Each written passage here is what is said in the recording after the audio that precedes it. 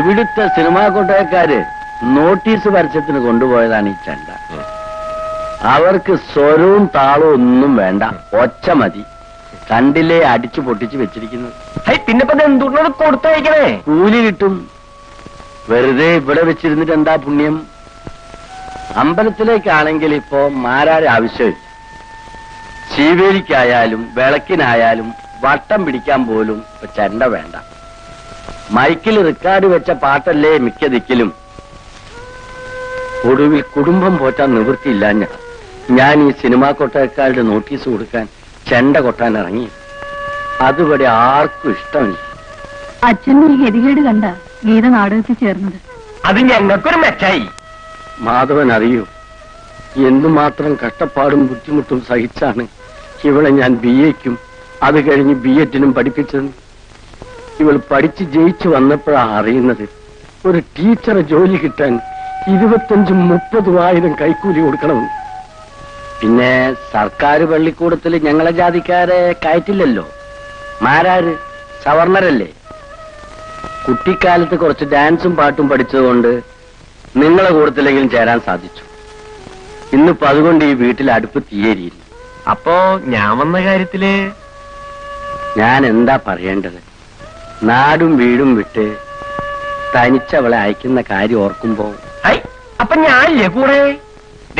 മോളെ ഇവിടുത്തെ മോന്റെ കൂടെ അയക്കാന്നാ വിചാരിച്ചാ മതി. ഇവിടെ അടുത്തേക്കൊന്നും അല്ലല്ലോ പോകുന്നത്. കരയും കടലും കടന്ന അന്യ രാജ്യത്തേക്കല്ലേ. അച്ഛാ, ഏതായാലും ഞാൻ അവരുടെ ട്രൂപ്പിൽ ചേർന്നു. നാടാക്കാരിന്ന് പേരും കിട്ടി. അച്ഛൻ പേടിക്കണ്ട. അടുത്തായാലും അകലത്തായാലും എന്നെ സൂക്ഷിക്കാൻ എനിക്കറിയാം. ഇനി ഒന്നും ആലോചിക്കാനില്ല. നിങ്ങൾ സമ്മതം കൊടുത്തേക്കൂ. ശരി.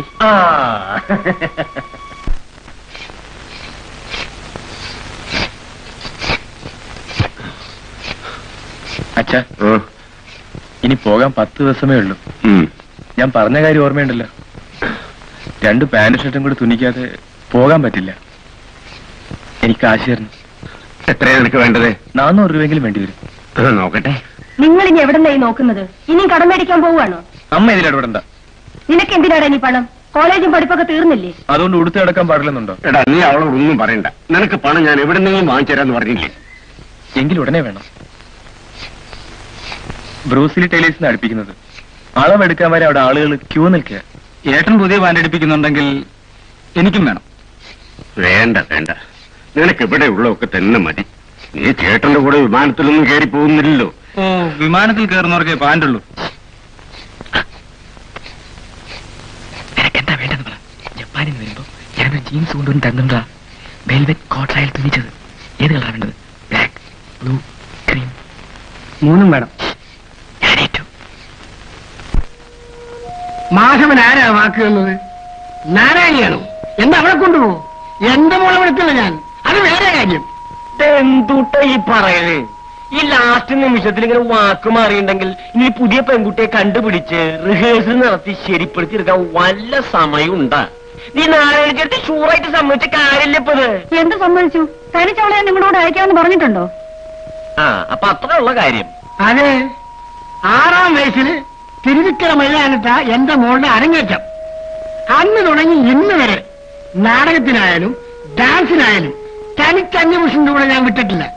ഇനിയോട്ട് വിടത്തൂല എന്റെ മോളെ. തനിച്ച തനിച്ച അപ്പൊ ഞാനാ ജേഗയ്ക്ക് ഒരു കുഴപ്പമില്ലാണ്ട് ഞാൻ നോക്കിക്കോളാം. നോക്കും. മാധവൻ നോക്കിയാൽ എന്റെ കൊച്ചിന് ഒരു കുഴപ്പം വരില്ലെന്ന് എന്താ ഉറപ്പ്? മാധവൻ ഒരാണല്ലേ. ഇതുപോലെ പല നോട്ടക്കാരെ എന്റെ ചെറുപ്പത്തിൽ ഞാനും കുറെ കണ്ടതാ. അത് വിട്. ഇനി പെണ്ണിനെ തനിച്ചയക്കണോ? കാര്യം പറയാലോ, പണം കുറെ കൂടുതൽ വേണം.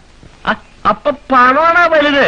എന്റെ നാരായണിച്ചേടത്തി ബോയിങ് വിമാനത്തിൽ കയറി പറന്ന് ഹോങ്കോങ്, ബാങ്കോങ്, കിങ്കോങ് തുടങ്ങി സർവ ഫോറിൻ കോങ്ങുകളും കണ്ടു വരാനുള്ള മോളുടെ മഹാഭാഗ്യം തട്ടിക്കളയല്ലേ എന്റെ നാരായണിച്ചേടത്തി? ജപ്പാനിലും പോകുന്നുണ്ട്. നീ ഏത് കടത്ത് പോയാലും ഇവിടെയുള്ളവർക്ക് എന്നാടി ഗുണം? ഇവിടെ അധ്വാനിച്ചു കൊണ്ടുവരാൻ മറ്റൊരാളില്ല. മാധവൻ ഈ വീട്ടിൽ ചെലവറിയാവൂ. മോളെ സാവിത്രി, ഇവളെന്റെ മൂത്ത മോളാ. കെട്ടിയോളുള്ളത് കൊണ്ട് എന്താ പ്രയോജനം? കഴിഞ്ഞ 2 പ്രസവവും ഇവിടെ നിന്നാണ് നോക്കിയത്. അവൾക്കിത് 7-ാം മാസം. നിന്റെ മാസം പറഞ്ഞു കൊടുത്തേ. വേണ്ട വേണ്ട, അപ്പോ ഡബിൾ പ്രസവം. ഇങ്ങേരാണ് പുറമേ കാണുന്ന പോലെയല്ല. സന്ധ്യ ആവുമ്പം തുടങ്ങും വലിവും ശ്വാസം മുട്ടലും. എന്നിട്ടും മനസ്സിലായി. അച്ഛന് ശ്വാസമുട്ട്, അമ്മയ്ക്കും മോൾക്കും ഗർഭച്ചെലവ്. ചെലവ് തന്നെ. എന്തുട്ടെങ്കിലും സംതിങ് ഞാൻ കൂടുതൽ മേടിച്ചാൽ നോക്കാം. എങ്കിൽ പണം തന്ന് പെണ്ണിനെ വിളിച്ചോണ്ട് പോയിക്കോ. വേറെ വർത്താനൊന്നും പറയണ്ട.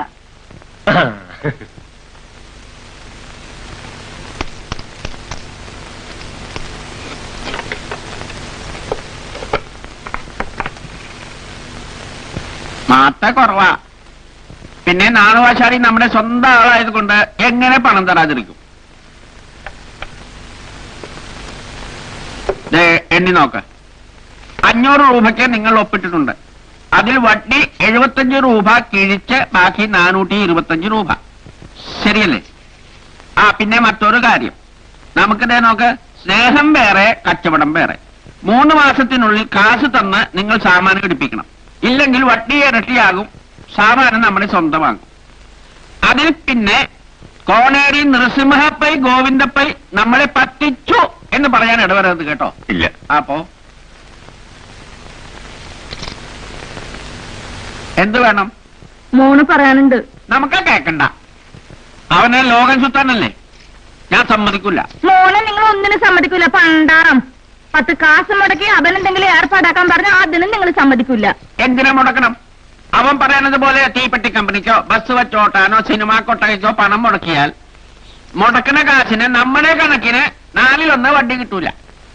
പണിക്കാരെ വെച്ചാൽ അതിന്റെ തൊന്തരവ് ഒന്ന് വേറെ. കൂലി കൊടുത്ത് നമ്മൾ അവന്റെ അടി വാങ്ങണോ പണ്ടാരം? അതിന് നമ്മളെ കിട്ടൂല. വേണ്ട വേണ്ട, ഉള്ള പൈസ പിസ്കി കൂട്ടി വെച്ചാ. ഞാൻ കൂട്ടി വെച്ചത് നിന്റെ അപ്പൻ സമ്പാദിച്ചത്. ഒരു കാര്യം എന്റെ അപ്പനെ പറഞ്ഞാലുണ്ടല്ലോ. എന്റെ അപ്പനെ, അപ്പന്റെ അപ്പനെയും മുത്തപ്പനെയും ഞാൻ വിളിക്കും. അപ്പൊ ഞാനും പറയും. അമ്മ വഴക്കഴിക്കണ്ട. അല്ലെങ്കിൽ തന്നെ അച്ഛന് പ്രഷർ ഷുഗറും കൂടിയിരിക്കുക. എന്റെ പ്രഷർ കൂടുതലാക്കിയത് നീ ഓർത്തനാണ്. ഞാൻ കഷ്ടപ്പെട്ട് സമ്പാദിച്ച കാശ് നിന്നെ ഏൽപ്പിച്ചാൽ നീ മുടിക്കും. ഇല്ലെങ്കിൽ നീ ഒരു കാര്യം ചെയ്യ്, ഒരു മേശയിട്ട് ഇവിടെ ഇരി. ആളിവിടെ വരും, നല്ല നല്ല യോഗ്യന്മാരെ വരും. പൊന്നും ആഭരണവും വെച്ച് അവർക്ക് കാശ് കൊടുത്താൽ രൂപയ്ക്ക് രൂപ വട്ടി ഉണ്ടാക്കാം. പൊന്ന് നമ്മുടെ പെട്ടിയിൽ വിരിക്കും. അങ്ങനെ പെട്ടിയിലാക്കിയതാണ് നിങ്ങളിപ്പോ അനുഭവിക്കുന്നത്. സോറ് പോലും തിന്നാൻ പറ്റണ്ടായി. ഞാൻ തിന്നണില്ലെങ്കിലും നീയും മോനും തിന്നാൻ മുടിക്കണുണ്ടല്ലോ. അങ്ങനെ നോക്കിയാൽ ഞാൻ പോകുന്നുണ്ട് അച്ഛൻ, ലാഭമല്ലേ ഉള്ളു. 1 മാസം ചെലവെങ്കിലും അവര് തരില്ലേ? ആറ്? ഒന്നുകൂടി പറ. 1 മാസത്തെ ചെലവ് ആര് തരും? എന്നെ കൊണ്ടുപോകുന്നവര്. അപ്പോൾ നിന്റെ വിമാനക്കൂലി ആര് തരും? എല്ലാം അവർ തരും. തിരുവളദേവ, ഇത് നേരത്തെ ചുട്ടാ മതിയായിരുന്നു. നീ എവിടെ വേണമെങ്കിൽ പോയ, നരകത്തിൽ വേണമെങ്കിൽ പോയ, എനിക്ക് സമ്മതമാണ്.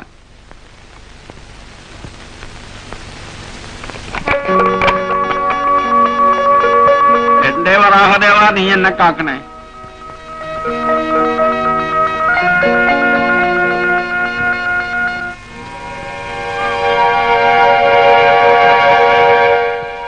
ഇനി വെള്ളം കൂടെ തേച്ചാ പള്ളി റെഡി.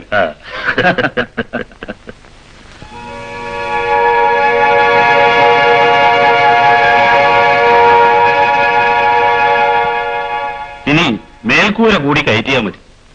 പിന്നെ വാഴച്ചാലിൽ നിന്നൊരു റോഡും വെട്ടണം. റോഡ് വെട്ടരുതേ, നടപ്പാതെ മതി. എങ്കിലേ പുരാതനത്വം ഉണ്ടാവൂ. മാത്രമല്ല, വാഴച്ചാൽ മുക്കിൽ എന്റെ സ്ഥലത്ത് ഒരു ലോഡ്ജും ചായക്കടയും ചാരായക്കടയും ഞാൻ പണിയാൻ പോവുക. ഈ അമ്പലമെങ്ങാനും പ്രസിദ്ധമായാൽ ആളുകൾ ധാരാളം വരില്ലേ?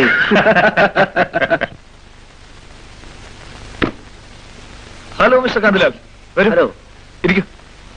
ബോംബെയിൽ നിന്ന് പോന്നു. ഇന്ന് മോർണിംഗ് ഫ്ലൈറ്റിന്. അത് ശരി.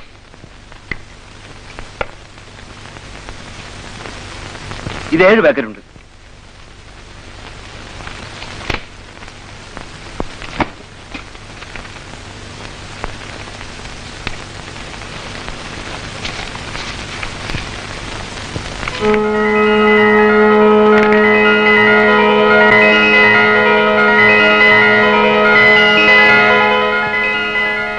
അത് ബ്ലൂ ജാഗറാണ്. വളരെ വിലപിടിപ്പുള്ള രത്നങ്ങൾ. ഇതിന്റെ വില എനിക്കറിയാം.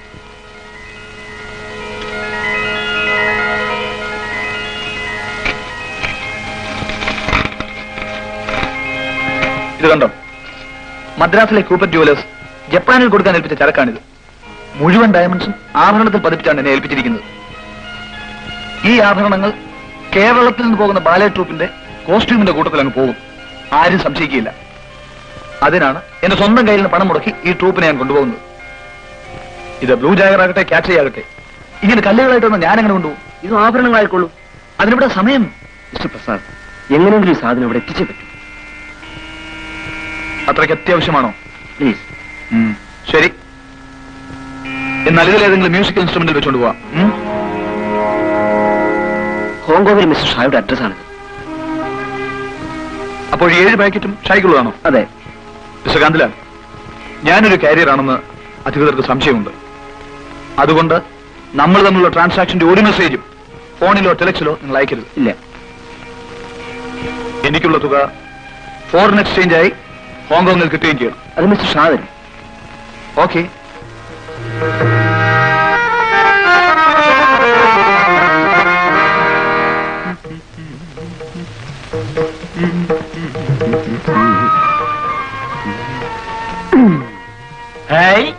ഗീതം മാറില്ലേ? നമുക്ക് ഫോറിനിൽ പോയിട്ട് കലക്കണം. മാധവൻ ചേട്ടാ, എനിക്കത് ചേരുന്നുണ്ടോ? ഹായ്, ഉഗ്രനായിണ്ടല്ലേ. നീ ഒന്ന് തിരിഞ്ഞേ. ചന്തിയുടെ അവിടെ ഇത്തിരി ടൈറ്റ് കൂടിയാ.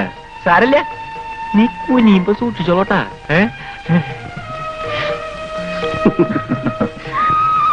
രവി, ഡബിൾ നോട്ട് കിട്ടാൻ നിനക്കറിയാമോ? ഇപ്പഴെന്തിനാ കിട്ടുന്നത്? ഫ്ലൈറ്റിൽ ഞാനിതാ ഇടുന്നത്. വേണ്ട, ഫ്ലൈറ്റിൽ സാധാരണ വേഷമൊക്കെ മതി. പ്രോഗ്രാമിന് പോകുമ്പോഴാണ് നമ്മളുടെ ഈ വേഷമൊക്കെ. അപ്പൊ നാളെ ഈ നേരത്ത് നമ്മൾ വിമാനത്തില്.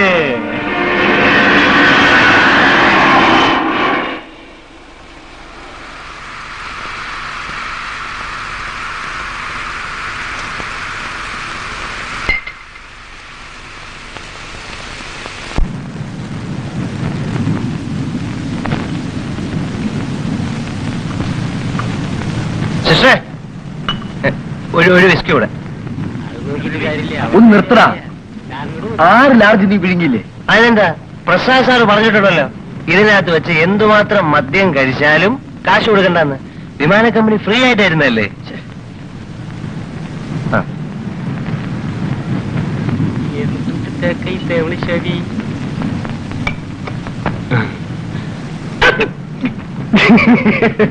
തത്തിര് ഇങ്ങനെ. അത് ഇതെന്തോന്നുള്ളതെന്ന് എനിക്കറിയാ. ഇതിന്റെ മുകളിൽ ആഹാരം വെച്ചിട്ടാണ് നമ്മൾ ഇങ്ങനെ തിന്നണത്. മക്കളത് വരണ്ടല്ല. ഇവിടെ വെച്ചോളൂ.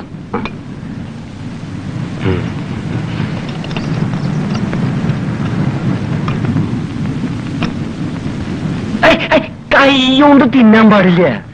ആ കത്തി പോക്കൂടി വെച്ചോളം തിന്നാൻ. അല്ലെങ്കിൽ നമ്മൾ വല്ല അലവലാദികളൊന്നും മറ്റുള്ളവർ വിചാരിക്കില്ലേ? എനിക്ക് ബാത്റൂമിലൊന്നും പോകണം.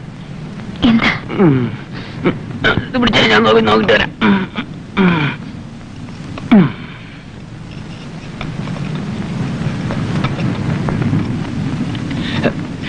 സാറേ, ഈ മൂത്രം ഒഴിക്കുന്ന സ്ഥലം എവിടെയാ? പിന്നിലാ.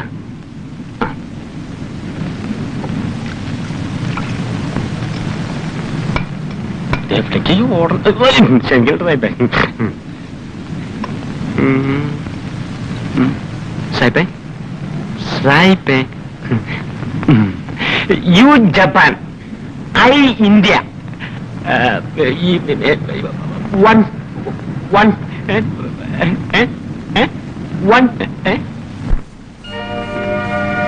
എന്താ വേണ്ടത്? സാർ മലയാളിയാണ്. അതെ. ആശ്വാസായി. അല്ല പക്ഷേ, പിന്നെ ഈ മൂത്രം ഒഴിക്കുന്ന സ്ഥലം എവിടെയാ? വരൂ, ഇതാണ്. നല്ല സ്ഥലം. കയറിക്കോളൂ. എനിക്കല്ല, പിന്നെ ഞങ്ങളുടെ കൂടെ 2 പെങ്കിടാങ്ങളുണ്ടേ. ആഹാ, നിങ്ങൾ എവിടെ പോകുന്നു? ഞങ്ങൾ ഒരുപാട് സ്ഥലത്ത് പോകുന്നുണ്ട്. ഇപ്പൊ ഹോങ്കോങ്ങിലേക്കാ. അല്ല, സാറിന്റെ നാളെ എവിടെയാ? നാടെന്ന് പറഞ്ഞാൽ 10-30 വർഷമായിട്ട് ജപ്പാനിലാണ്. ഞങ്ങൾ അങ്ങോട്ട് വരുന്നുണ്ട്. നമുക്ക് സംസാരിക്കാം. ഞാൻ ആ ക്ലാങ്ങളെ ഇങ്ങോട്ട് വിട്ടിട്ട് വേഗം വരാട്ടോ.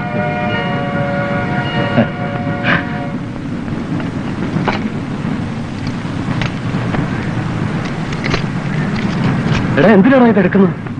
നമുക്കിത് പൊക്കാവിടാ. എടാ അവരറിഞ്ഞ കുഴപ്പമാടാ. നിൽക്കുമേടാ. Your attention please. All passengers kindly fasten your seat belts.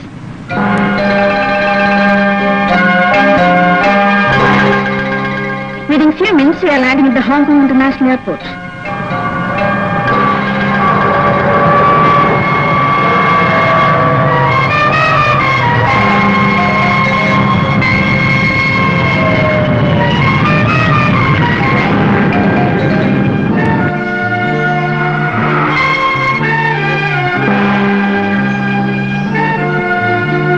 സാറിപ്പോ ജപ്പാനിലേക്കെന്നല്ലേ പറഞ്ഞേ? അതെ, പിന്നെ നിരപ്പോ ഹോങ്കോങ്ങിൽ ഇറങ്ങി? ഞാനൊരു ട്രാൻസിറ്റ് പാസഞ്ചറാണ്. നമ്മൾ വന്ന വിമാനത്തിൽ തന്നെ ഞാൻ ടോക്കിയോയിലേക്ക് പോകും. അപ്പോൾ ഞങ്ങൾ ജപ്പാനിൽ വന്നാൽ സാറിനെ അവിടെ കാണാം. എന്റെ card. Transit passengers to Tokyo, the Malaysian Airlines may board aircraft. എന്റെ ഫ്ലൈറ്റ് അനൗൺസ് ചെയ്തു. ശരി, ഞാൻ വരട്ടെ.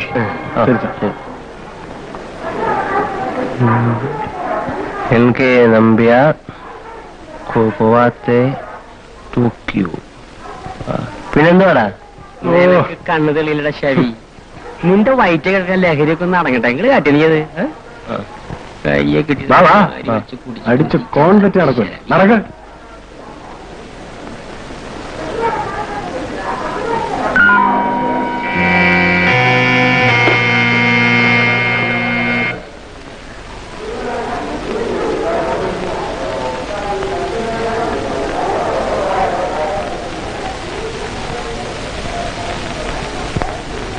നിങ്ങൾ നല്ല പണിയാണ് ചെയ്തത്.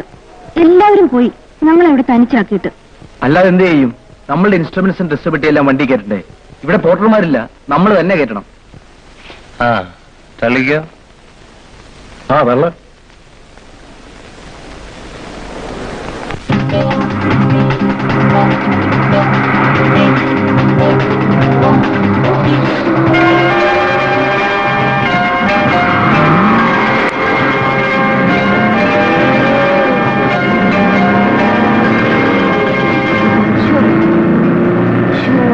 എന്തൊരു മനോഹാരിത. ഒന്ന് മാറിക്കടാ.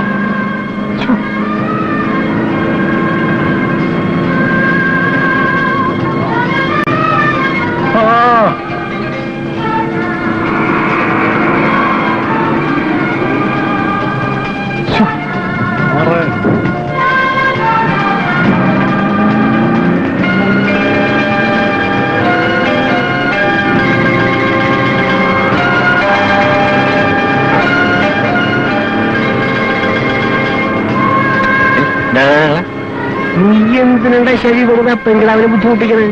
വേറെ ഇഷ്ടം പോലെ സീറ്റ് ഉണ്ടല്ല, അങ്ങനെ ഇവിടെ ഇരുന്നൂടെ? ഇവിടെ ഇരുന്ന് എന്താ കുഴപ്പം? കുഴിയിൽ പോകും താമസം. നീ ശരി കേടുന്നു.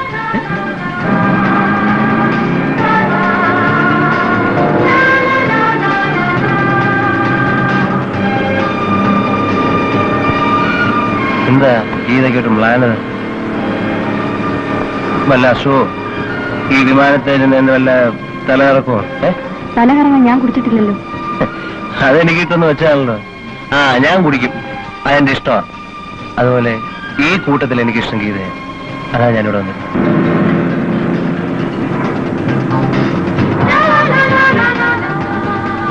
1 2 3 4 5 6 7 8 9 10 11 നിർത്ത് വണ്ടി നിർത്ത്. ഇതൊന്ന് എന്നെ തീർക്കട്ടെ. നീ ഉറങ്ങിയാണോ? നോക്കണ എത്ര നിലകളാണെന്ന്.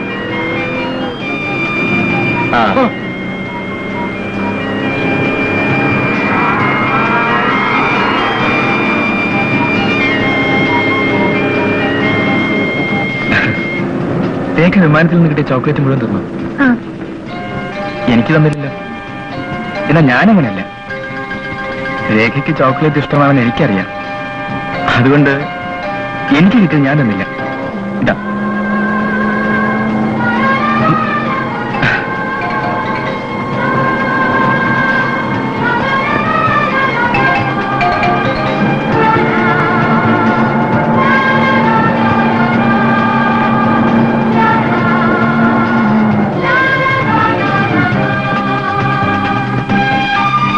Come out, please.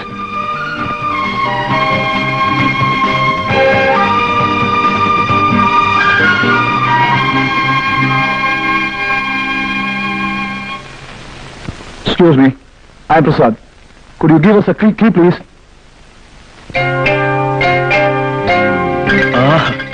ബ്യൂട്ടിഫുൾ. നോക്കടാ.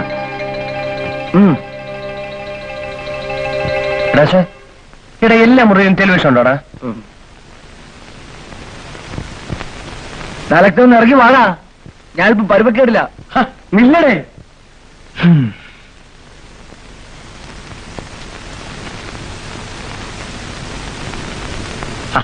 എടാ, അത് മാറ്റണ്ട. നോക്കട്ടെ, ഇതുവരെ നീ തിരിച്ചില്ലേ? എന്താ അതിന്റെ മെക്കാനിസം ഒന്ന് എനിക്കൊന്ന് അറിയണമല്ലോ. കഴിഞ്ഞില്ലേ? കഴിഞ്ഞപ്പോഴാ പ്രശ്നം. ഇതിനകത്ത് വെള്ളവും ഇല്ല, ബക്കറ്റും ഇല്ല. പിന്നെ എങ്ങനെയാ ഞാൻ പുറത്തേക്ക് വരുന്നത്?